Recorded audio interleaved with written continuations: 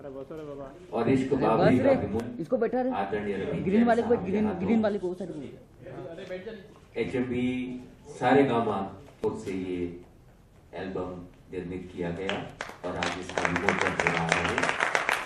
इश्क बाबरी कोयल जी के गाए हुए एल्बम का विमोचन आदरणीय रवीन जैन साहब सुरीले हाथों से सभी लोगों के साक्ष्य में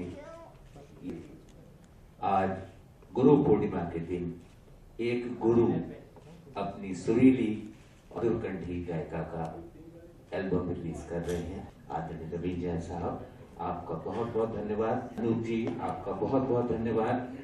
और योग्यता परिवर्तित करके बहुत से लोग MA हिंदी में होते हैं, कभी हो ऐसा जरूरी नहीं है। ये एक अलग था है, ये एक अलग परिश्रम है, ये अलग सपना है, ये अलग कोशिश है, ये अलग जतन है। जिन खोजा जिन पाइया। कोयल जी ने अपने संगीत की शैक्षणिक योग्यता को अपना प्रोफेशन बनाया, रियाज किया, कोशिश। जैसा कि अनूप जी ने कहा है, आता है और आती हूँ। इसमें बंगालीज को प्रॉब्लम होते हैं। ये तो कहने की बातें हैं, लेकिन सच बात तो ये है कि आज गुरु माँ है और शायद बहुत बड़ा सपना मुझे पता नहीं कब देखा था, शायद देखा या नहीं भी देखा हो, लेकिन आज अनूप जी दादू से मैंने बहुत कुछ सीखा है। उसे आप सबको पता चल चुका है तक, तो इसमें ज़्यादा मैं नहीं बोलूँगी कि मैंने इतना सीखा है दादू से बॉम्बे आने के बाद। और आज ये एल्बम इश्क बाबरी मैं समझती हूँ मेरे गुरु के चरण में ये अर्पित करती हूँ। मैं डेडिकेट करती हूँ ये एल्बम मेरे दोनों गुरु को, श्री रविंद्र जी एंड श्री अनूप जलोटा साहब। I am so happy Pankaj ji is here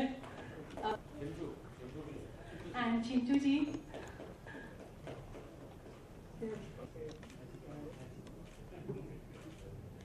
मुझे लगता है मेरा ना बोलते हुए मैं राजेश जी को बुला देती हूँ और जो भी भावनाएं हैं इश्क बाबरी का ये सब आपके सामने है। इसमें गाने हैं जो कि सॉफ्ट रोमांटिक है, सूफिया है। और अब मैं राजेश को बुलाना चाहूँगी। राजेश जी आपके सामने पंकज जी का स्वागत है।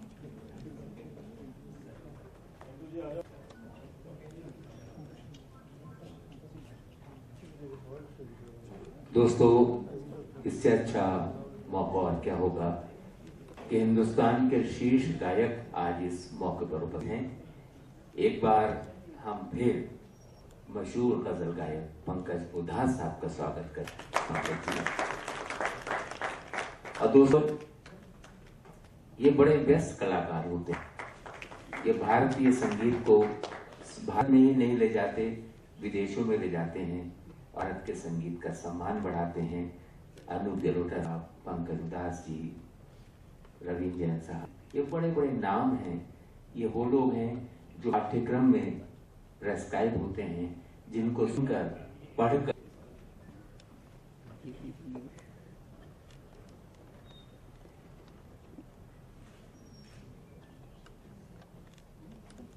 Respected Ravindra Jain साहब, भाई चिंटू, राजीव, स्टेज विराजमान, महानुभाव, कोयल, लेडीज एंड जेंटलमैन,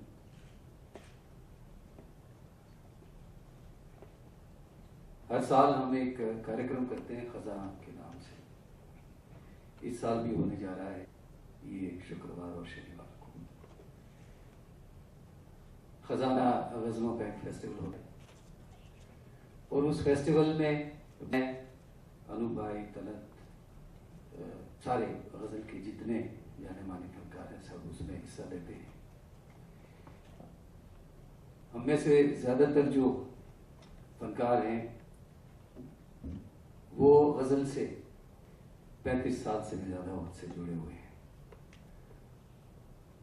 ये सब कहने का ये सब कहने की वजह यह है कि जब तक दीवानगी ना हो जब तक पन न हो, एक इंसान कलाकार नहीं बन सकता। और ये आज जो एल्बम रिलीज होने जा रहा है उसका नाम ही वही है। बावरापन कब होता है? जब कि आप किसी भी क्षेत्र में, कला में, इंसान एक हद से आगे निकल जाता है अपने डेडिकेशन, तब जाके कोई बात बनती है। तो मैं समझता हूं कि कोयल जी ने ये जो प्रयत्न किया है, कहीं ना कहीं संगीत के प्रति एक दीवानगी है, एक जुनून है, एक पैशन है। मैं बहुत बहुत मुबारकबाद देना चाहूँगा उन्हें कि उन्होंने ये प्रयत्न किया है। अनु भाई हम सब जानते ही हैं कि बहुत ही मंझे हुए हमारे कलाकार हैं, मेरे भाई हैं, मेरे दोस्त हैं, और इनकी एक खूबी मैंने हर वक्त महसूस की है, उनकी खूबी वो हर वक्त मैंने पहचाना है, जाना है। वो ये है कि जितने नए फनकार हैं, जो भी कुछ सपने लेके मुंबई में आता है, या तो जो भी कोई फनकार अपने भविष्य के बारे में सोचता है, तो अनूप भाई हमेशा उस फनकार को मदद करने के लिए तैयार होते हैं, उनके साथ ऐसे असंख्य नाम मैं आपको गिनवा सकता हूं कि जिन्होंने अनूप भाई के साथ शोज किए, जिन्होंने अनूप भाई के साथ एल्बम्स बनाए हैं, और हर एल्बम में उनका डेडिकेशन, उनकी पैशन ऐसी ही रहती है कि जैसे वो पहली बार काम कर रहे हैं। तो मैं अनूप भाई और कोयल दोनों को बहुत बहुत मुबारकबाद देना चाहूँ, और यही ईश्वर से प्रार्थना करूंगा कि यह बहुत मकबूल हो, बहुत मशहूर हो और आपको पसंद आए। धन्यवाद। जिस एल्बम पे रविंद्र साहब का आशीर्वाद हो, अनूप जी और कसुदार साहब की शुभकामनाएं हो, तो निश्चित रूप से वो एल्बम नए कीर्तिमान स्थापित करेगा, नई बुलंदी पहुंचेगा।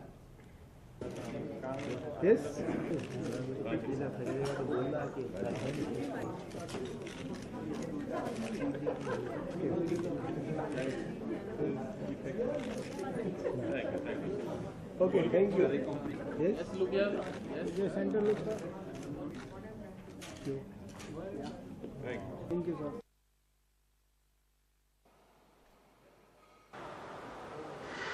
इश्क बाबरी के बारे में क्या कहना चाहेंगे? किस तरह का एल्बम है और क्या लिखनेस देखने को मिला जिसकी वजह से आपने ये?